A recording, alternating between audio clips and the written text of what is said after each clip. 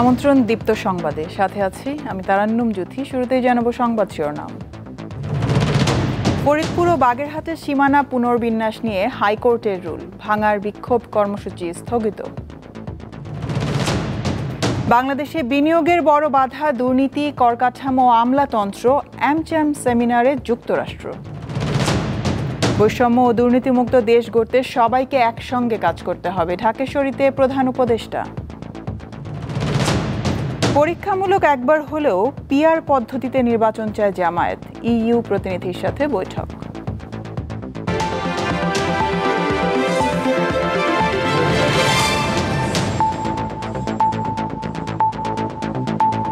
ফরিদপুর ও বাগেরহাটের সীমানা পুনর্বিন্যাস কেন অবৈধ ঘোষণা করা হবে না তা জানতে চেয়েছে হাইকোর্ট। এক রিটের শুনানি শেষে মঙ্গলবার এই রুল জারি করা হয়।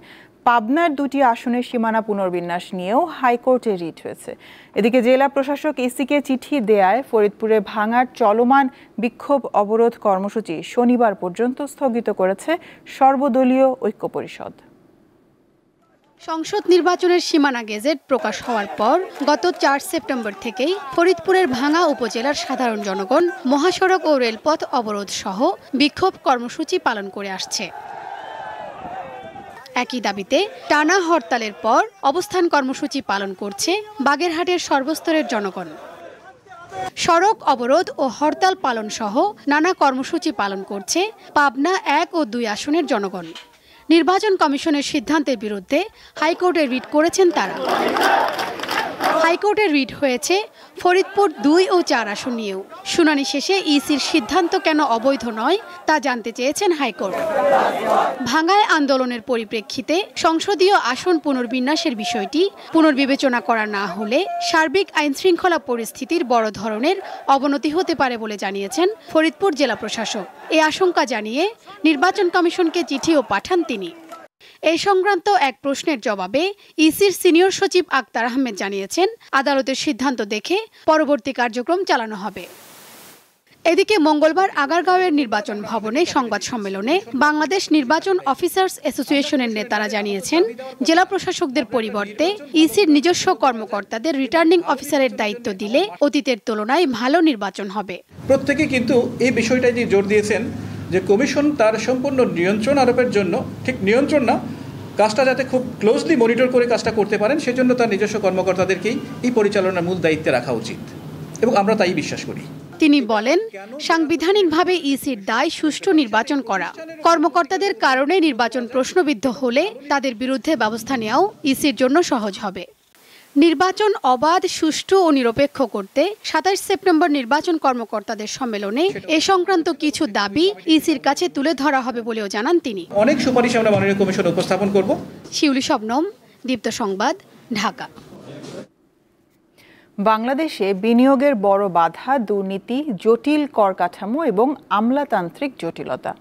মঙ্গলবার ঢাকায় অ্যামচ্যামের সেমিনারে এই কথা বলেন বাংলাদেশে যুক্তরাষ্ট্রের নবনিযুক্ত কমার্শিয়াল কাউন্সিলর পল ফ্রস্ট। তিনি জানান, বাংলাদেশে কৃষিপণ্য, জ্বালানি এবং এয়ারক্রাফট রপ্তানিতে আগ্রহী যুক্তরাষ্ট্র। যুক্তরাষ্ট্রে গেলবার $8.4 বিলিয়ন পণ্য রপ্তানি করে বাংলাদেশ। বিপরীতে আমদানি করা হয়েছিল প্রায় $2.2 বিলিয়ন পণ্য। তবে বাংলাদেশে বিদেশি বিনিয়োগের ক্ষেত্রে যুক্তরাষ্ট্রের অবস্থান শীর্ষে রয়েছে। মঙ্গলবার ঢাকায় American chamber of commerce in Bangladesh AmCham আয়োজিত সেমিনারে যুক্তরাষ্ট্রের কমার্শিয়াল কাউন্সিলর বলেন, বাণিজ্য ঘাটতি কমাতে বাংলাদেশের কৃষিপণ্য, জ্বালানি এবং এয়ারক্রাফট রপ্তানিতে আগ্রহী তার দেশ। বাংলাদেশে বিনিয়োগে আগ্রহের কথা জানিয়ে তিনি বলেন, এক্ষেত্রে দুর্নীতি, জটিল অবকাঠামো এবং আমলাতান্ত্রিক জটিলতা সহ কিছু বাধা রয়েছে। বাংলাদেশে যুক্তরাষ্ট্রের নতুন নতুন কোম্পানির ব্যবসা শুরুর বিষয়ে আমরা সহায়তা করব। যুক্তরাষ্ট্র থেকে সিনথেটিক ফাইবার আনতে আগ্রহী টেক্সটাইল ব্যবসায়ীদের সহায়তা করা হচ্ছে। তবে বাংলাদেশের জটিল কর কাঠামো, দুর্নীতি, অতিরিক্ত লজিস্টিক ব্যয় ও আমলাতান্ত্রিক জটিলতায় ব্যবসা বাণিজ্য কঠিন হয়ে দাঁড়ায়। এ সময় অ্যামচ্যাম প্রেসিডেন্ট বলেন, শুল্ক এবং অন্যান্য বিষয়ে যুক্তরাষ্ট্রের সাথে সহযোগিতা বাড়াতে টিকফা প্ল্যাটফর্ম কাজে লাগানো উচিত। মার্কিন যুক্তরাষ্ট্র বাংলাদেশকে যথেষ্ট ইম্পর্টেন্স দেয় এবং মনে করে যে বাংলাদেশ একটা প্রমিসিং বিজনেস পার্টনার হতে পারে। তবে আমাদের কিছু চ্যালেঞ্জ আছে, এই চ্যালেঞ্জগুলোকে আমাদের মিটিগেট করতে হবে। সেমিনারে বন্দরের কার্যক্রম সংক্রান্ত জটিলতা কমিয়ে অবকাঠামো উন্নয়নের উপর গুরুত্ব দেন আলোচকরা। শাহরিয়ার ইমন, দীপ্ত সংবাদ, ঢাকা। পারস্পরিক শুল্কের কারণে বাংলাদেশের মোট রপ্তানি কমতে পারে প্রায় 1%। মার্কিন বাজার ছোট হচ্ছে, ফলে ওই বাজারে রপ্তানি করা হবে আরও চ্যালেঞ্জিং। মঙ্গলবার গবেষণা সংস্থা র্যাপিড আয়োজিত মার্কিন পারস্পরিক শুল্ক এবং এলডিসি উত্তরণ সংকট এবং সম্ভাবনা শীর্ষক কর্মশালায় এসব কথা বলা হয়। এতে আরও বলা হয়, উচ্চ শুল্কের কারণে যুক্তরাষ্ট্রের বাজার সংকুচিত হতে পারে 15%। এছাড়া পাল্টা শুল্কের কারণে বাড়তি রপ্তানি বৃদ্ধির সম্ভাবনা নেই, কারণ যুক্তরাষ্ট্রের আমদানি কমার কারণে বাড়বে মূল্যস্ফীতি।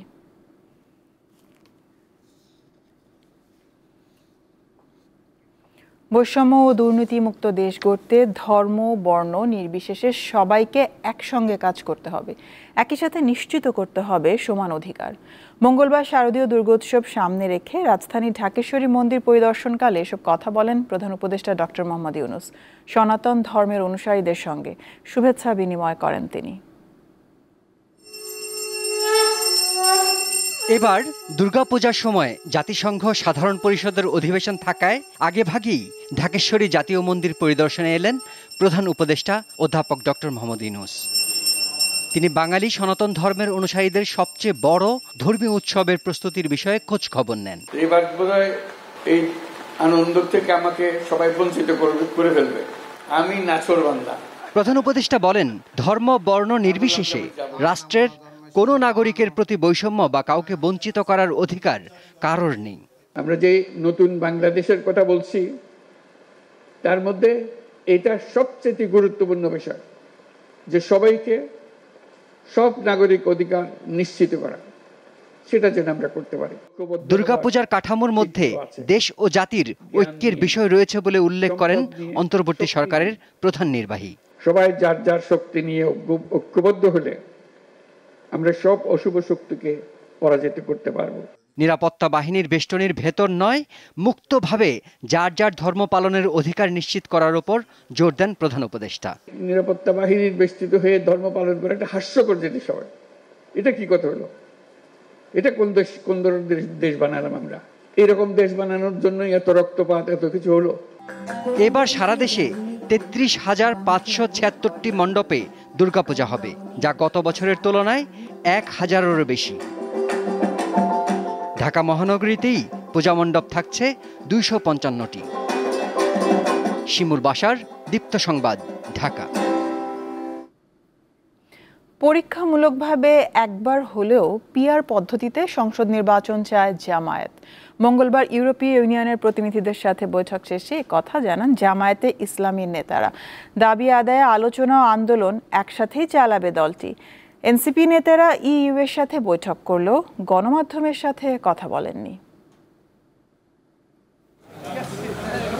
রাজধানীর গুলশানে মঙ্গলবার ইউরোপীয় ইউনিয়নের দূতাবাসে ইউরোপীয় পার্লামেন্টের উচ্চ পর্যায়ের একটি প্রতিনিধি দলের সাথে বৈঠক করে বাংলাদেশ জামায়াত ইসলামীর 6 সদস্যের প্রতিনিধি দল। বৈঠকে জামায়াত প্রতিনিধি দলের নেতৃত্ব দেন দলটির আমির ডাক্তার শফিকুর রহমান। ঘণ্টাব্যাপী বৈঠক শেষে গণমাধ্যমের সাথে কথা বলেন জামায়াতের আমির। আমাদের ইউরোপিয়ান ইউনিয়নের ডেলিগেশনের সাথে একটা ফ্রুটফুল বৈঠক হয়েছে। এ সময় জামায়াত নেতারা বলেন, অধিকাংশ রাজনৈতিক দল পিআর পদ্ধতি চায়, তাই একবার হলেও এই পদ্ধতিতে নির্বাচন দেয়া দরকার।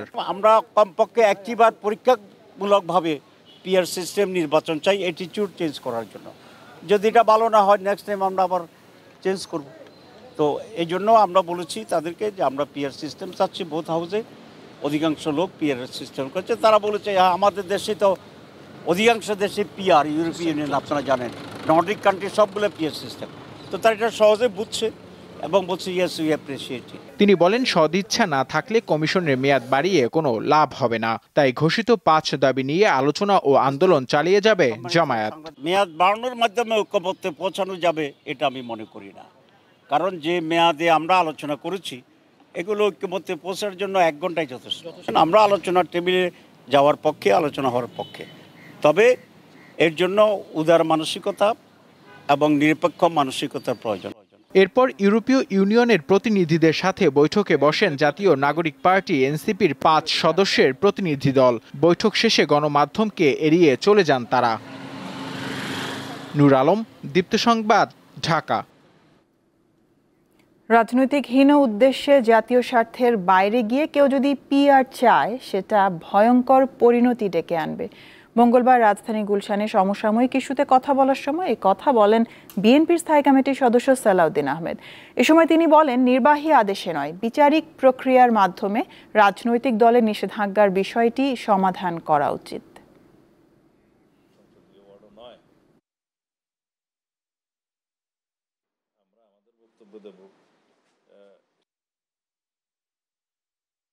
রাজনৈতিক স্বার্থে, রাজনৈতিক হীন উদ্দেশ্যে অথবা কিছু আসন বেশি প্রাপ্তির উদ্দেশ্যে যদি আমরা একটা অস্থিতিশীল রাষ্ট্র ব্যবস্থা, সরকার ব্যবস্থা, সংসদীয় ব্যবস্থার দিকে যাই, তাহলে এটা আমাদের জাতীয় জীবনের জন্য একটা ভয়ঙ্কর পরিণতি নিয়ে আসবে ভবিষ্যতে। সেই জন্য আমরা এই পিআর পদ্ধতিকে প্রত্যাখ্যান করি। এদেশের জনগণ পিআর পদ্ধতি পক্ষে নয়। ভবিষ্যতে অন্য কোনো ফর্মে যাতে ফ্যাসিবাদ ফিরে আসতে না পারে, সেজন্য জুলাই আগস্ট হত্যাকাণ্ড নৃশংসতার বিচার নিশ্চিত করা প্রয়োজন। মঙ্গলবার ট্রাইব্যুনালে সাক্ষ্যদানকালে কথা জানান দৈনিক আমার দেশ পত্রিকার সম্পাদক মাহমুদুর রহমান। নির্বাচনের পরও যাতে বিচার কার্যক্রম অব্যাহত থাকে, সে বিষয়ে রাজনৈতিক দলগুলোর প্রতি আহ্বান জানিয়েছেন এনসিপির আহ্বায়ক নাহিদ ইসলাম। জুলাই আগস্টের মানবতা বিরোধী অপরাধের মামলায় সাবেক প্রধানমন্ত্রী শেখ হাসিনা ও সাবেক স্বরাষ্ট্রমন্ত্রী আসাদুজ্জামান খান কামাল সহ ৩ জনের বিরুদ্ধে বিচার চলছে আন্তর্জাতিক অপরাধ ট্রাইব্যুনাল ১-এ। গত ১৫ দিনে সাক্ষ্য দেন ৪৫ জন। রাজসাক্ষী হওয়া সাবেক আইজিপি চৌধুরী মামুনের উপস্থিতিতে সোমবার ১৬তম দিনে এ মামলায় ঐতিহাসিক প্রেক্ষাপটের সাক্ষী হিসেবে সাক্ষ্য দেন দৈনিক আমার দেশ পত্রিকার সম্পাদক মাহমুদুর রহমান। দ্বিতীয় দিনের সাক্ষ্যদানকালে মাহমুদুর রহমান শেখ হাসিনার গত ১৬ বছরের কর্মকাণ্ড তুলে ধরে বলেন, ফ্যাসিবাদী শক্তি যাতে ভিন্ন কোনো ফর্মে আর ফিরে আসতে না পারে, সে লক্ষ্যে জুলাই আগস্ট হত্যাকাণ্ড ও নৃশংসতার বিচার নিশ্চিত করা প্রয়োজন। শেখ হাসিনার স্বৈর শাসক হয়ে ওঠার কাহিনী, স্বৈর শাসন বহাল রাখার যে প্রক্রিয়া তিনি অনুসরণ করেছিলেন, তার আংশিক বর্ণনা তিনি দিয়েছিলেন। একই মামলায় জাতীয় নাগরিক পার্টির আহ্বায়ক নাহিদ ইসলামের সাক্ষ্য দেওয়ার কথা থাকলেও মাহমুদুর রহমানের জেরা শেষ না হওয়ায় তা আগামীকাল নেওয়া হবে। উনি যেহেতু একটু লম্বা সময় ধরে জবানবন্দি প্রদান করেছেন, আমরা মনে করছি যে উনার জবানবন্দি আজকে বাকি যে সময় সেশনটা আছে পুরোটাই চলবে। এজন্য আজকে নাহিদ ইসলাম সাহেবের জবানবন্দি গ্রহণ করা হচ্ছে না।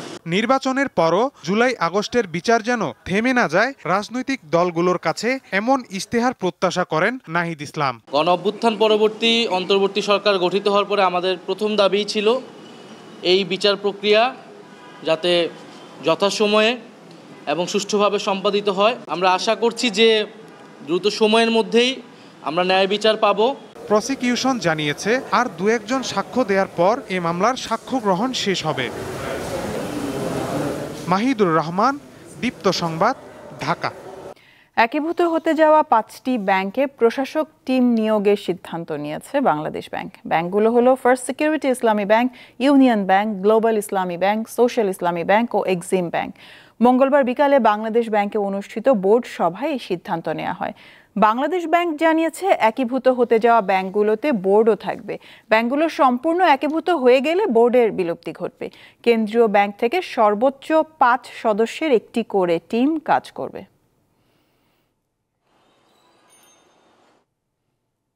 গণ অধিকার পরিষদের সভাপতি সহ নেতাকর্মীদের উপর হামলার বিচার না হলে দেশে আর কোনো হামলার বিচার হবে না। মঙ্গলবার রাজধানীর শাহবাগে জুলাই মঞ্চ আয়োজিত সমাবেশে কথা বলেন গণ অধিকার পরিষদের সাধারণ সম্পাদক রাশেদ খান। তিনি বলেন, এই হামলার ঘটনার দায় নিয়ে স্বরাষ্ট্র উপদেষ্টাকে পদত্যাগ করতে হবে। নির্বাচন প্রসঙ্গে তিনি বলেন, ইউনূস সরকারের অধীনেই নির্বাচন হতে হবে। তত্ত্বাবধায়ক সরকার গঠন করে নির্বাচন করতে গেলে দলগুলোর বিভাজনের সুযোগ নিয়ে আবার ফ্যাসিবাদী চক্র মাথাচাড়া দেবে। প্রাথমিক বিদ্যালয়ে গানের শিক্ষক নিয়োগের প্রজ্ঞাপন বাতিল করে বাধ্যতামূলক ধর্মীয় শিক্ষক নিয়োগের দাবি জানিয়েছে বিভিন্ন ইসলামী দল ও ওলামা সংগঠন। মঙ্গলবার ডিপ্লোমা ইঞ্জিনিয়ার্স ইনস্টিটিউটে এক সেমিনারে এই দাবি জানানো হয়। জাতীয় ওলামা মাশায়েখ আইম্মা পরিষদের আয়োজনে বিভিন্ন ইসলামী দল ও ওলামা সংগঠনের শীর্ষ নেতারা এতে অংশ নেন। বক্তারা বলেন, ভবিষ্যৎ প্রজন্মকে ইসলাম বিদ্বেষী করার জন্য ষড়যন্ত্র চলছে। ইসলামপন্থীরা ক্ষমতায় এলে শিক্ষা মন্ত্রণালয়ে আমূল পরিবর্তন আনা হবে। সেমিনারে ঘোষণা দেওয়া হয়, আগামী শুক্রবার জুমার নামাজের পর রাজধানীর বায়তুল মোকাররম মসজিদের উত্তর গেটে ওলামা মাশায়েখদের উদ্যোগে বিক্ষোভ সমাবেশ অনুষ্ঠিত হবে। চট্টগ্রাম বিশ্ববিদ্যালয় কেন্দ্রীয় ছাত্র সংসদ চাকসু নির্বাচনের মনোনয়নপত্র বিতরণ শেষ হয়েছে। মঙ্গলবার সকাল থেকে উৎসবমুখর পরিবেশে মনোনয়নপত্র সংগ্রহ করেন নির্বাচনে অংশ নিতে ইচ্ছুক শিক্ষার্থীরা। কেন্দ্রীয় সংসদে 452 জন ও হল সংসদে 600 জন মনোনয়নপত্র সংগ্রহ করেছেন। এ নিয়ে 3 দিনে 1088 জন মনোনয়নপত্র সংগ্রহ করেছেন। তফসিল অনুযায়ী মনোনয়নপত্র জমা দেওয়ার শেষ তারিখ 17 সেপ্টেম্বর। মনোনয়নপত্র যাচাই বাছাই শুরু হবে 18 সেপ্টেম্বর। ভোট গ্রহণ অনুষ্ঠিত হবে 12 অক্টোবর। এদিকে রাকসুতে সকাল 10:30 থেকে প্রচারণায় নামেন প্রার্থীরা। সমর্থন আদায়ে প্রতিদ্বন্দ্বীরা ছুটছেন ভোটারদের কাছে, দিচ্ছেন নানা প্রতিশ্রুতি। রংপুরের পীরগাছা রেলওয়ে স্টেশনে পদ্মরাগ এক্সপ্রেস ট্রেনের লাইনচ্যুত 6টি বগির 2টি উদ্ধার করা হয়েছে। বাকি 4টি বগি উদ্ধারের চেষ্টা চলছে। পীরগাছা স্টেশন মাস্টার জানান, সবগুলো বগি তোলার জন্য আরও কয়েক ঘন্টা সময় লাগতে পারে। মঙ্গলবার বেলা 12:30টার দিকে পীরগাছা রেল স্টেশন এলাকায় এই দুর্ঘটনা ঘটে। আপ এবং ডাউন লাইনে ঢাকা লালমনিরহাট, ঢাকা রংপুর ও ঢাকা দিনাজপুর রুটে ট্রেন চলাচল সম্পূর্ণ বন্ধ হয়ে গেছে। এতে সারা দেশের সঙ্গে উত্তরাঞ্চলের রেল যোগাযোগ কার্যত বিচ্ছিন্ন হয়ে পড়েছে।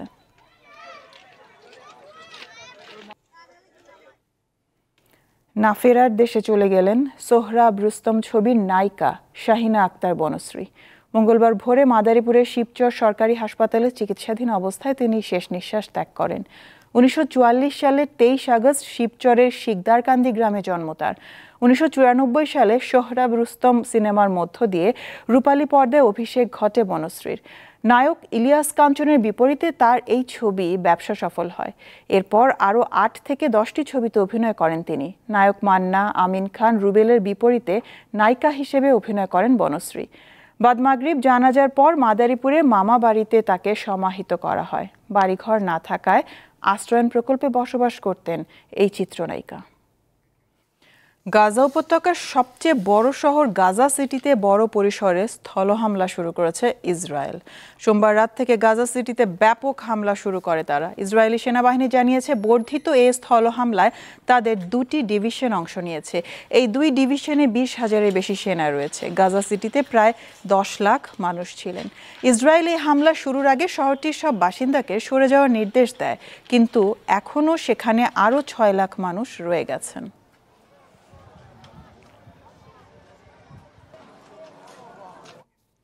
কাতারে হামলার পর ইসরায়েল ইস্যুতে সোমবার দেশটির রাজধানী দোহায় আরব ও মুসলিম দেশগুলোর শীর্ষ নেতারা জরুরি বৈঠক করেছেন। তারা ইসরায়েলের সঙ্গে সম্পর্ক পুনর্বিবেচনার আহ্বান জানান। আরব লীগ ও ইসলামী সহযোগিতা সংস্থা OICর এই যৌথ বৈঠকে অন্তত 7টি দেশ অংশ নেয়। এক যৌথ বিবৃতিতে বলা হয়, ফিলিস্তিনিদের বিরুদ্ধে ইসরায়েলের চলমান কার্যক্রম রোধে সব ধরনের আইনি ও কার্যকর পদক্ষেপ গ্রহণ করতে সব দেশের প্রতি আহ্বান জানানো হয়। এছাড়া ইসরায়েলের সঙ্গে কূটনৈতিক ও অর্থনৈতিক সম্পর্ক পুনর্বিবেচনা করা এবং দেশটির বিরুদ্ধে আইনি প্রক্রিয়ার ইঙ্গিত দেন তারা। 3 দিনের রাষ্ট্রীয় সফরে যুক্তরাজ্যের উদ্দেশ্যে রওনা হয়েছেন মার্কিন প্রেসিডেন্ট ডোনাল্ড ট্রাম্প। রাজা তৃতীয় চার্লসের আমন্ত্রণে উইন্ডসর ক্যাসেলে অবস্থান করবেন তিনি এবং তার স্ত্রী ফার্স্ট লেডি মেলানিয়া ট্রাম্প। এটি যুক্তরাজ্যের ট্রাম্পের দ্বিতীয় রাষ্ট্রীয় সফর। ট্রাম্পকে গাড়ির শোভাযাত্রা এবং রাজা তৃতীয় চার্লসের সঙ্গে উইন্ডসর ক্যাসেলে এক বিশাল রাজকীয় ভোজসভার মাধ্যমে আপ্যায়ন করা হবে।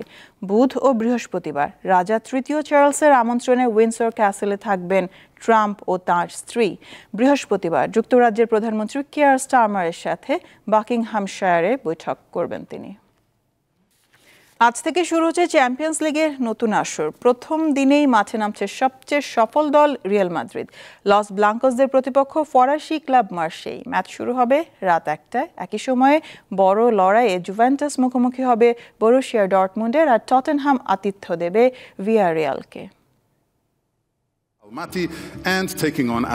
ইউরোপের ঘরোয়া লিগগুলো প্রায় 1 মাস আগে থেকে শুরু হয়েছে। এরই মধ্যে কয়েকটি করে ম্যাচ খেলে ফেলেছে দলগুলো। এবার শুরু হচ্ছে ইউরোপ সেরা হওয়ার লড়াই। আজ থেকে মাঠে গড়াচ্ছে চ্যাম্পিয়ন্স লিগের নতুন মৌসুম। চ্যাম্পিয়ন্স লিগের ইতিহাসে সবচেয়ে সফল দল রিয়াল মাদ্রিদ। তবে গত আসরে কোয়ার্টার ফাইনাল থেকে বিদায় নিতে হয়েছিল লস ব্লাঙ্কোসদের। এবার শিরোপা পুনরুদ্ধারের মিশন নিয়ে মাঠে নামছে স্প্যানিশ জায়ান্টরা। ইনজুরি কাটিয়ে ফিরেছেন জুড বেলিংহাম। প্রথম একাদশে সুযোগ পেতে পারেন ফেদেরিকো ভালভার্দে ও তরুণ ফ্রাঙ্কো মাস্তান্তুয়েনো। রিয়ালের মতো গত আসরে শেষ ৮ থেকে বিদায় নিয়েছিল বরুসিয়া ডর্টমুন্ড। ২০১৫ সালের পর প্রথমবার চ্যাম্পিয়ন্স লিগে জুভেন্টাসের মুখোমুখি হচ্ছে জার্মান ক্লাবটি। এই ম্যাচে অবশ্য রক্ষণ নিয়ে দুশ্চিন্তায় আছেন নিকো কোভাচের দল। এই ম্যাচে খেলতে পারবেন না আমেরিকান নিকোলাস সোলে ও নিকো শোল্টারবে। অন্যদিকে সিরিয়াতে ইন্টার মিলানের বিপক্ষে পাওয়া দারুণ জয় দেবে জুভেন্টাসকে বাড়তি আত্মবিশ্বাস। ইনজুরি সমস্যা নেই দলে, তাই চ্যাম্পিয়ন্স লিগে নিজেদের প্রথম ম্যাচে শতভাগ ফিট স্কোয়াড নিয়েই তুরিনের ওল্ড লেডিরা। সব মিলিয়ে জমজমাট সব লড়াইয়ের আভাস দিয়ে শুরু হচ্ছে চ্যাম্পিয়ন্স লিগের নতুন মৌসুম। পারভেজ খোকন, দীপ্ত স্পোর্টস। এর সাথে শেষ করব দীপ্ত সংবাদ শিরোনামগুলো জানাবো আরো একবার। ফরিদপুর ও বাগেরহাটের সীমানা পুনর্বিন্যাস নিয়ে হাইকোর্টের রুল, ভাঙার বিক্ষোভ কর্মসূচি স্থগিত। বাংলাদেশে বিনিয়োগের বড় বাধা দুর্নীতি, করকাঠামো ও আমলাতন্ত্র, অ্যামচেম সেমিনারে যুক্তরাষ্ট্র।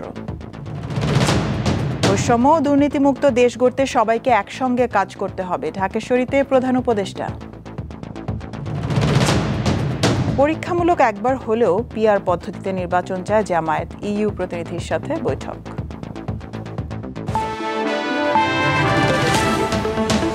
এ ছিল এখনকার মতন। আমি তারান্নুম জুথি বিদায় নিচ্ছি।